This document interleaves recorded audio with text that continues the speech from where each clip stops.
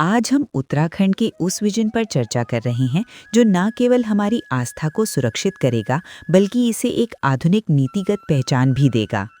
हमारा प्रस्ताव ऋषिकेश, हरिद्वार और देवप्रयाग को मिलाकर एक पवित्र आध्यात्मिक संरक्षण क्षेत्र या एसएसपीए घोषित करने का है। ये कदम राज्य के विजन को केंद्र सरकार की कुंभ 2027 की पहलों के साथ सीधे तौर पर जोड़ता है। हम एक ऐसे कॉरिडोर की कल्पना कर रहे हैं जहां परंपरा और योजनाबद्ध विकास का मिलन हो। ये प्रस्ताव केवल एक धार्मिक मांग नहीं है, बल्कि एक व्यापक प्रशासनिक सुधार है जो देवभूमि की मर्यादा को आने वाली पीढ़ियों के लिए सुरक्षित करेगा। हमारी नीति का मूल मंत्र है परिवर्तन टकराव नहीं और विनियमन निषेध नहीं। हम यहाँ किसी के वैध व्यवसाय या आजीविका को समाप्त करने का इरादा नहीं रखते। इसके बजाय हम दुकानों के उचित स्थान यानी लोकेशन रेगुलेशन और उनके स्वरूप को विनियमित करने का प्रस्ताव दे रहे हैं। हमारा उद्देश्य एक ऐसा संवैधानिक और कानूनी ढांचा तैयार करना है जो हर न्यायिक कसौटी पर खरा उतरे। प्रशासनिक व्यावहारिकता और सभी प्रभावित हितधारकों के साथ समावेशी संवाद इस पूरी नीति की रीढ़ हैं।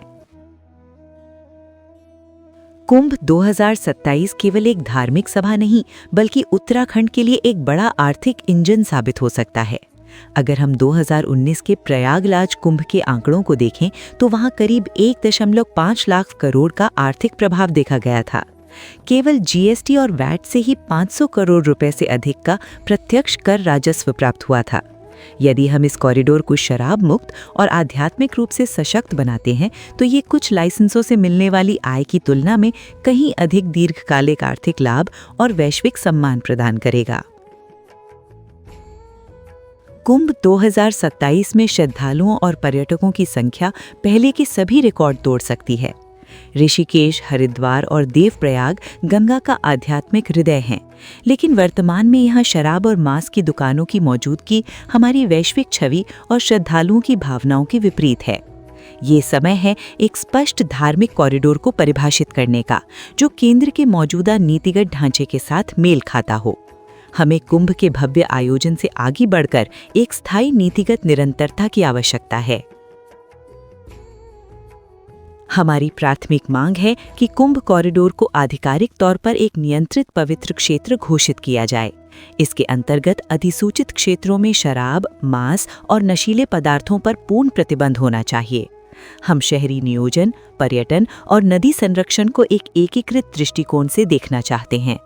इस कॉरिडोर को एक ऐसे मॉडल के रूप में विकसित किया जाना चाहिए जहां आस्था और आधुनिक शासन साथ साथ चले, जिससे कुंभ के बाद भी इसकी पवित्रता बनी रहे। पवित्र आध्यात्मिक संरक्षण क्षेत्र का मूल उद्देश्य कानूनी और जोनिंग उपायों के माध्यम से हमारे आध्यात्मिक भूदृश्यों की रक्षा करना है। ये एक धर्म संवेदनशील योजना है जिसे राज्य और केंद्र के राजपत्रों या गज़ेट के माध्यम से कानूनी शक्ति मिलेगी। इसे मौजूदा मास्टर प्लान और क्षेत्रीय विकास ढांचे के साथ एकीकृत किया जाएगा। पर्यावरण संवेदनशील जोनिंग और नियमों के उल्लंघन पर सख्त दंडात्मक प्रावधान इसके मुख्य स्तंभ हैं, जो इसे केवल कागजी सुझावों से अलग बनाते हैं। इस ढांचे को धरातल पर उतारने के लिए हम 3 स्पष्ट स्तरों का प्रस्ताव करते हैं। कोर पवित्र क्षेत्र, जिसमें मंदिर, घाट, अखाड़े और आश्रम पूरी तरह सुरक्षित होंगे। बफर जोन, जहां नियंत्रित पर्यटन, पैदल आवागमन और सुविधाओं को बढ़ावा दिया जाएगा। प्रतिबंधित वाणिज्यिक क्षेत्र, जहां शराब, मांस और नशीले पदार्थों का निषेध सख्ती से लागू होगा। इसके शासन के लिए नियमित ऑडिट, नागरिक शिकायत निवारण और आध्यात्मिक संस्थाओं की सक्रिय भागीदारी अनिवार्य होगी। एसएसपीए का ढांचा स्वतंत्र नहीं है, बल्कि इसे केंद्र सरकार की प्रमुख पर्यटन योजनाओं से जबरदस्त समर्थन प्राप्त है। स्वदेश दर्शन, प्रसाद और नमामि गंगे जैसी योजनाएं इस पवित्र कॉरिडोर के विकास और संरक्षण के लिए एक समग्र दृष्टिकोण प्रदान करती हैं। ये तालमेल सुनिश्चित करता है कि बुनियादी ढांचे के विकास के साथ साथ क्षेत्र की पवित्रता और श्रद्धालु अनुभव भी उत्कृष्ट बना रहे। स्वदेश दर्शन योजना हमारे प्रस्ताव को बुनियादी ढांचागत मजबूती प्रदान करती है। इसका उद्देश्य विश्व स्तरीय आध्यात्मिक पर्यटन सर्किट विकसित करना है जो तीर्थ स्थलों की गरिमा को बढ़ाए। अंतिम मील कनेक्टिविटी, व्यापक दिशा सूचक व्यवस्था, डिजिटल भीड़ प्रबंधन और समुदाय आधारित आजीविका जैसे हस्तशिल्प और होमस्टे में इसके मुख्य घटक हैं। ये योजना एक पवित्र और शराब मुक्त क्षेत्र के निर्माण में सीधे सहायक है। प्रसाद योजना के माध्यम से हम मंदिरों और घाटों के कायाकल्प और पुनरुद्धार पर ध्यान केंद्रित कर रहे हैं।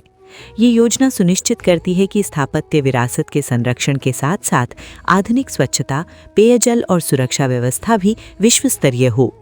प्रसाद के अंतर्गत किया गया निवेश एक उच्च स्तरीय अनुभव प्रदान करने के लिए है जो मांस और शराब बेचने वाले वाणिज्यिक प्रतिष्ठानों के साथ पूरी तरह असंगत है। नमामि गंगे के साथ हमारा जुड़ाव आध्यात्मिक और पर्यावरणीय दोनों है। मांस की दुकानों से निकलने वाले अपशिष्ट को गंगा में जाने से रोकना हमारी प्राथमिकता है। सप्ताहांत पर आने वाले पर्यटकों द्वारा नदी के किनारे शराब पीकर बोतलें फेंकना एक कड़वा सच है। हम अखाड़ों और धार्मिक गुरुओं के माध्यम से एक ऐसा व्यवहार परिवर्तन लाना चाहते हैं जहां स्वच्छता ही आध्यात्मिकता बन जाए और गंगा की पवित्रता सुरक्षित रहे। आध्यात्मिक पर्यटन उत्तराखंड की आधारशिला है जो राज्य के जीएसडीपी में 1/3 से अधिक योगदान देता है और 80,000 से अधिक लोगों को रोजगार प्रदान करता है। राज्य की आबकारी आय कुल टैक्स आय का केवल 1/5वां हिस्सा है, जबकि पर्यटन पूरी अर्थव्यवस्था को संचालित करने वाला मुख्य इंजन है।